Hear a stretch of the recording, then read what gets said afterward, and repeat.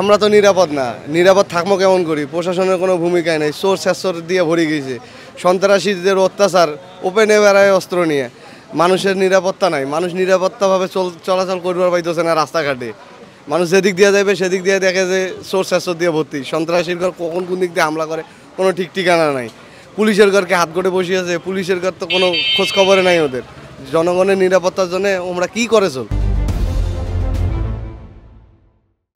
Cycle এখন হারে গেছে, প্রায় 500 টাকা করে হাজরে। এখন বর্তমান কি করব এটা কোনো বিষয় পাচ্ছি না।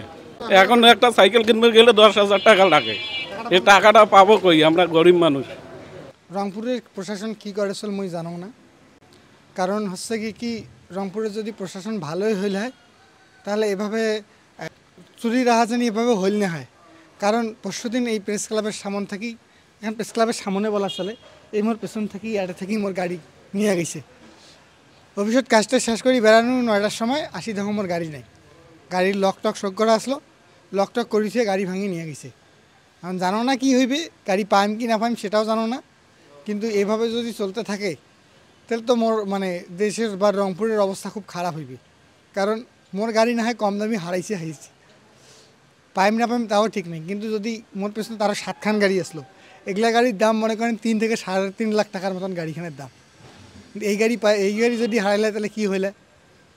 আসলে এদিক থেকেই রংপুরবাসীর প্রশাসনের এখানে নজরদারি হওয়া লাগবে, খুব করজোরে নজরদারি হওয়া লাগবে, যাতে রংপুরের প্রশাসন ভালো হয় এবং চুরি রাহাজানি থেকে দূর হয় এবং চোর ডাকাতি থেকে দূর হয়।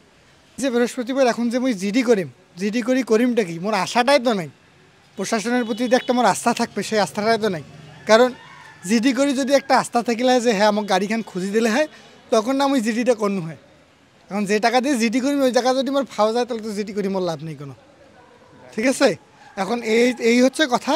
এখন মোর কথা হচ্ছে যে 1খান গাড়ি হারাইছে, 2খান গাড়ি হারাইছে। রংপুরের বেশ কিছুদিন থেকেই শোনাঞ্চল যে গাড়ি পরপর খুব হারাইছিল।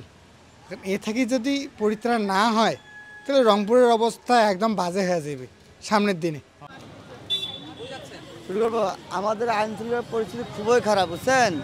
বাইরে থেকে বেরালে অটোর জন্য বাইরে থেকে বেরা যায় না, লাইসেন্স নাই। বাইরের জেলাগুলো থেকে, থানাগুলো থেকে অটো বাইরে হয়, লাইসেন্সও নাই। বরঞ্চ যারা গাড়ি চালাইতে পারে না তারাও গাড়ি চালায়, যেখানে সেখানে ব্রেক করে।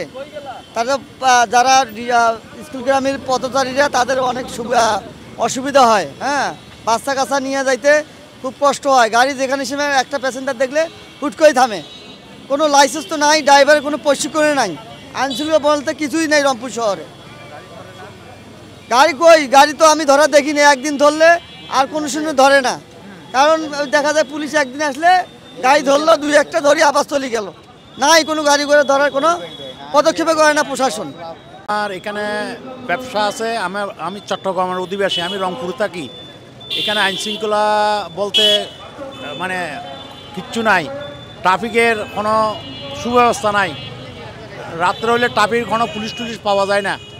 এটা সুদৃষ্টি কামনা করতেছি আমি।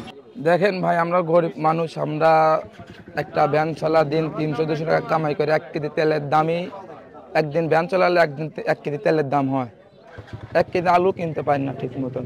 1 কেজি আলুর দাম 80 টাকা 70 টাকা ছিল।